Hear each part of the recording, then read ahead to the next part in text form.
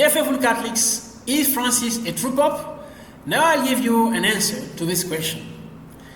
Open letter, Maria Supplicans, concerning the truth about Pope Francis and his moral and doctrinal errors. Part 4, March 17, 2024. Memorial of St. Patrick. Dear faithful Catholics throughout the world, the fourth part of this open letter addresses a delicate subject because the consequences of the hypothesis that will be formulated are important. It is therefore not an easy letter, but it is necessary to help all Christians to fully understand the cause of the moral and doctrinal errors inserted by Pope Francis into the traditional teaching of the Church from 2016 onwards. The aim of this letter is to show, in a scientific and impartial way, why Francis is a false Pope and what the different meanings of such a statement are. 1. Why do Christians doubt the authenticity of Francis' purpose? This is obvious. It is due to the many moral and doctrinal errors seen in his pontificate, but above all because of the exceptional nature. On September 5, 2016, with the bishops of the pastoral region of Buenos Aires, Francis stated that the commitment to live in continence, chastity, is an option. When have we seen a Pope make such a statement? Never. On December 10, 2018, together with Cardinal Luis Francisco Ladaria, SJ, a Jesuit, and Archbishop Giacomo Morandi, Francis accepted the practice of hysterectomy, removal of the uterus, when the state of the uterus poses no present or future danger to the health of a fertile woman who has sexual relation, and when a group of medical experts certify that all her children will die before birth. When have we seen a Pope accept such a practice? Never. On December 21st, 2018, Francis said, "One is not born a saint, one becomes one," and this also applies to Our Lady. When have we seen a Pope reject the original sanctity of Mary? Never. On February 4th, 2019, Francis declared that the pluralism and the diversity of religions are a wise divine will. When have we seen a Pope make such a declaration that attributes to God's positive will the existence of religions that practice evil or sin, idolatry, human sacrifice, sacred prostitution, etc.? Never. On October 21st, 2020, Francis taught humanity that what we have to do is a civil coexistence law for homosexual persons. When have we seen a Pope make such a proposal to humanity? Never. On September 15, 2021, Francis authorized all publicly pro-abortion Catholic politicians to receive the Holy Eucharist without the need for them to reject the attachment to abortion. When have we seen a Pope give such authorization? Never. On December 18, 2023, Francis asked priests to perform blessing for couples in irregular situations and for couples of the same sex. When have we seen a Pope make such a request to priests? Never. In view of the situation just described, it is quite normal for Christians to ask questions about the authenticity of Francis' election. 2. Is Francis really Pope? When we know that Jorge Mario Bergoglio comes from Argentina, Southern Hemisphere, and that a great moral and doctrinal confusion has invaded the Universal Church, the following revelations of Our Lady of Anguera are disturbing. She said, "The day will come when a man of fine appearances will appear and with his false ideology will succeed in deceiving many people. Even consecrated persons will be seduced." June 29, 2006. "The day will come when there will be two thrones, but on only one will be with the true successor of Peter be found. It will be a time of great spiritual confusion for the Church." December 2008. A proud king will divide the church. His orders will be obeyed, and the process one will be driven out. The great spiritual confusion is on its way. April 2009. The day will come when a man who looks good and just will appear. He will deceive many people, for he will perform great wonders. He will come from the southern hemisphere, and many will see him as a savior. February 2010. When a man appears with 3 names, there will be great confusion in the house of God. March 2011. Peter is not Peter. Peter will not be Peter. You cannot understand what I'm telling you now, but all will be revealed to you. June 29, 2022. Even if the interpretation of the preceding revelations is hypothetical, the coincidence with what the church has been experiencing since the appearance of Pope Francis is remarkable. The following questions are worth considering. Is Francis really Pope? Is his election to the Chair of St. Peter valid? Is there any proof to justify a legitimate doubt about the validity of this election?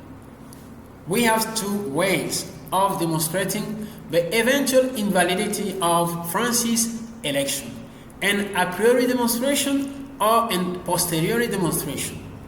There are different hypotheses for the a priori demonstration. The first hypothesis is that the renunciation of Pope Benedict XVI is invalid. For some analysts, this renunciation was not free. For others, even if it was drawn up by Benedict XVI on February 10, 2013, and announced publicly the following day, it must also have been pronounced publicly by him on February 28, 2013, the day he left the Vatican. Still others believe that, based on the Latin difference between the word munus, function, and ministerium, ministry, the Bavarian Pope renounced the ministry of Pope, but not the function of Pope. Faced with all these interpretations, it is worth having recourse to the words written in Latin by Benedict XVI on February 10, 2013. Bene conscius ponderis huius actus, plena libertate, declaro me ministerio episcopi Romae, successoris Sancti Petri, mi per manus cardinalium die, etc. Now let us analyze Pope Benedict XVI's renunciation. Here is an English translation. Well aware of the seriousness of this act, with full freedom, I declare that I renounce the ministry of Bishop of Rome, successor of St. Peter, entrusted to me by the cardinals on April 19, 2005, in such a way that, as from February 28, 2013, at 20 hours, the See of Rome, the See of St. Peter, will be vacant, and the conclave to elect the new Supreme Pontiff will have to be convoked by those whose competence it is. From the Vatican, February 10, 2013.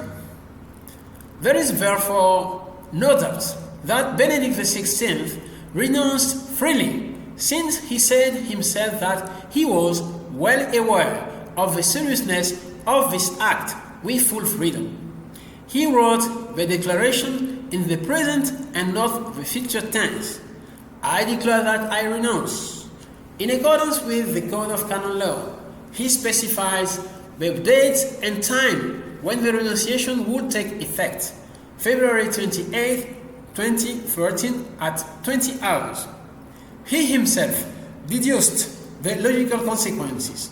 The See of Peter, the See of Rome, the See of St. Peter will be vacant.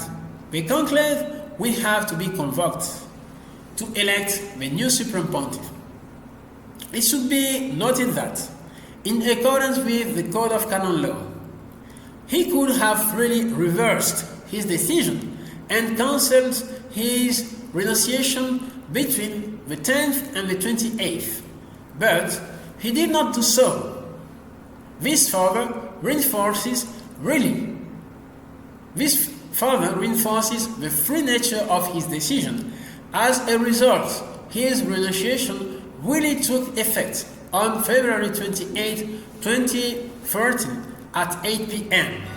After all these details, it is really difficult to doubt the validity of Pope Benedict XVI's renunciation, unless it was motivated by a serious threat that he has hidden from us. Two important questions remain. The first is this: did Benedict XVI put his ministry on hold so that he could continue to exercise it later? No. One thing is to pause one's ministry, and another is to renounce it. Benedict XVI did not say that he was putting his ministry on hold. He clearly declared that he was renouncing it in complete freedom by means of a definitive act. Second question: was it necessary for Benedict XVI to use the word munus instead of ministerium in his renunciation? No. It is true that it is the function that gave rise to the ministry. That is, it is because I have this post or that role that I can carry out this task or that work. However, renouncing the ministry also means renouncing the function. It is a question of common sense. For example, when someone says, "I no longer want to work in my current position," it means I renounce my position, my function. Obviously, this person retains his or her professional rank or category or level. For example, senior civil servant, general in the army, minister of state, president of the Catholic of the Republic, etc. In the case of Benedict XVI, he effectively renounced his ministry and function as Pope, but retained his rank as Pope. In fact, a simple but shocking idea helps us to quickly understand this situation. Renunciation after the exercise of a profession is similar to professional suicide. The professional suicide keeps his professional rank but effectively stops exercising his task, ministry, and loses his position, function. Some people wanted to consider the resigning Benedict XVI as a cardinal again, but we have just seen that such a view is not correct. In fact, this would have been possible if on April 19, 2005, he had renounced his election as Pope. A second hypothesis to demonstrate a priori an eventual invalidity of the election of Pope Francis is to invoke manipulation of fraud during the conclave that elected Francis. But the veracity of this hypothesis comes up against a major obstacle. The conclave is marked by the seal of pontifical secrecy. It is therefore impossible to carry out investigations into a possible fraud in the absence of a clear admission by a repentant fraudster. It is also difficult to prove that the group of cardinals known as the St. Gallen Group or the St. Gallen Mafia, according to the expression of Cardinal Godfrey Daniels, succeeded in getting Francis elected fraudulently. Presumably, Our Lady of Angera was referring to this group when, on the eve of the election, she said, "Dangerous birds will bring the seed of evil, but in the Lord's vineyard only the seed of truth will germinate." March 12, 2013. It is worth noting that the Italian journalist Antonio Socci has written a book about an incident that occurred during the election. This incident was recounted by the Argentine journalist Elisabetta Piquet, based on the revelations of a cardinal who, after swearing before God and his brother cardinals, betrayed his own words and the secrecy of a conclave by making confidences to this journalist. Some analysts think it was Francis himself, given his close friendships with Piquet. Anyway, this incident does not receive the unanimous assent of canonists, so that we can legitimately think that the election of Pope Francis is invalid.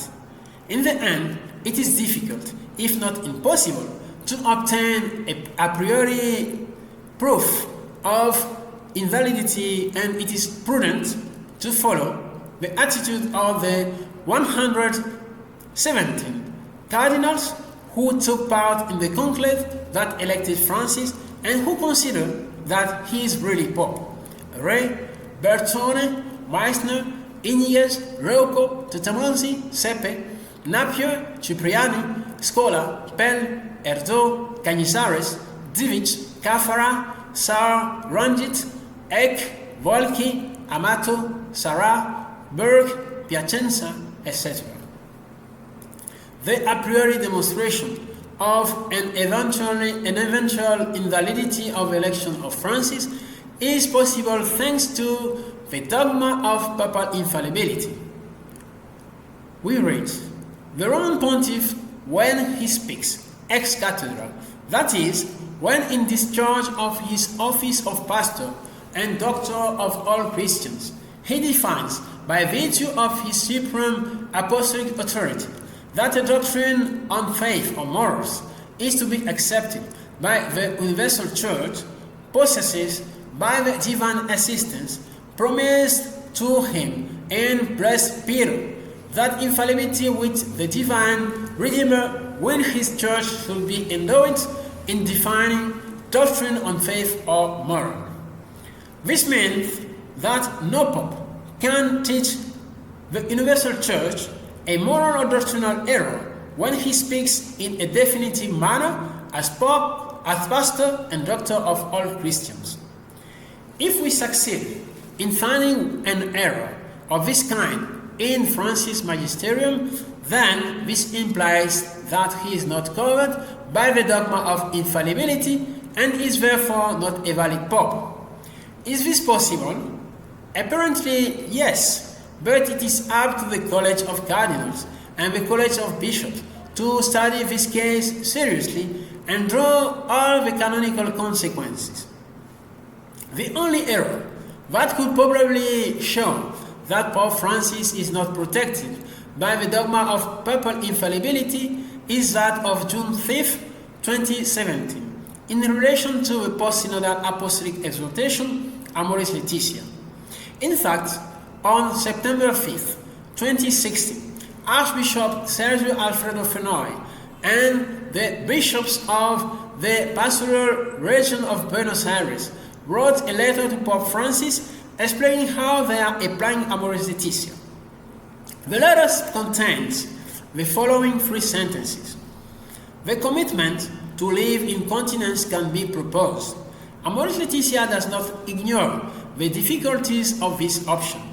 The mentioned option may not, in fact, be feasible.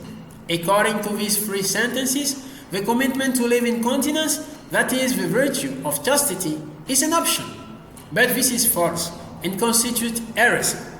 What is surprising is that on the same day, September 5, 2016, Pope Francis wrote a letter in response.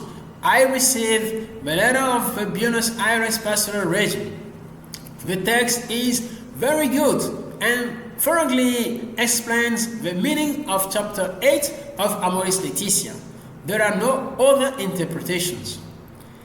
And on June 5, 2017, he formally ordered Cardinal Pietro Parolin to publish the Argentine bishop's letter and the papal response on the official Vatican website, stating that they constitute a magisterium authenticum, that is, a true magisterium.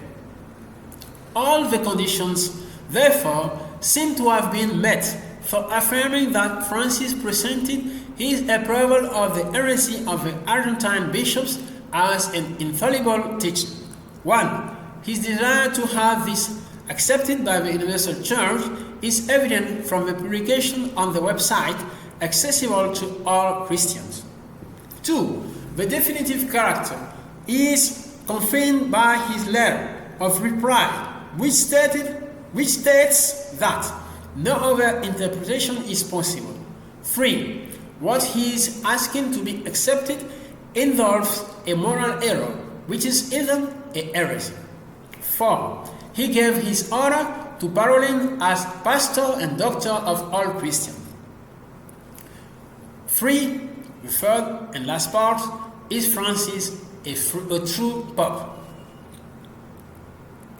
The previous question thought that it is prudent to accept that Francis is really pope. That is, that he is canonically and officially the pope of the Catholic Church.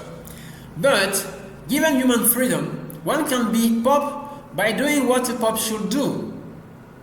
That is, strengthen Christians in the faith, or by doing the opposite. In the first case, we have a true pope, a faithful pope, a worthy pope. In the second case, we have a false pope, an unfaithful pope, and unworthy pope. Even today, with optimism, through the intercession of St. Patrick, we continue to offer sacrifices and prayers to the Lord for the rectification of Pope Francis. Indeed, without condemning and without taking the place of God, who is the only true judge, everything leads us to believe, with sadness, that Pope Francis is in the second case, since for 8 years he has obstinately refused to correct numerous moral and doctrinal errors that attack marriage, the family, and the sacrament, and that deviate Christians from the faithful fulfillment of God's will. It is really regrettable to observe that, since the papal office is sacred and the Pope's moral power is the greatest on earth, Francis has unfortunately used this influence and his media clout to praise immorality and heresy. The crisis of truth facing the Church today is the worst in its history. In fact, while in the past there have been popes who were unfaithful and unworthy of the mission, this is the first time in its 2000-year history that a pope has used relativism and situation ethics to justify sin by presenting evil as good. Everything necessarily leads to the conclusion that the real cause of Francis' moral and doctrinal errors is not a possible invalidity of his election, but rather Francis himself. This is seen with Our Lady of Angera, because since the beginning of her apparitions to Pedro Regis in 1987, in Brazil, there is one statement that she has made just twice, and only during Francis' pontificate. The poison is in the tree, not in the fruit. March 16, 2013. Dear children, the poison is in the tree and not in the fruit. March 24, 2022. Next week's letter will offer a text revealing how Francis today plays the same role as Judah, Martin Luther, and the devil. Signed, your African brother, Father Jean, pen name, Father Jesusmary Missigbètò, my mail, fatherjmm@gmail.com. Present with the name Father Jesusmary on Facebook, YouTube, Twitter, Truth, Press, Instagram, TikTok, and SoundCloud. God bless you.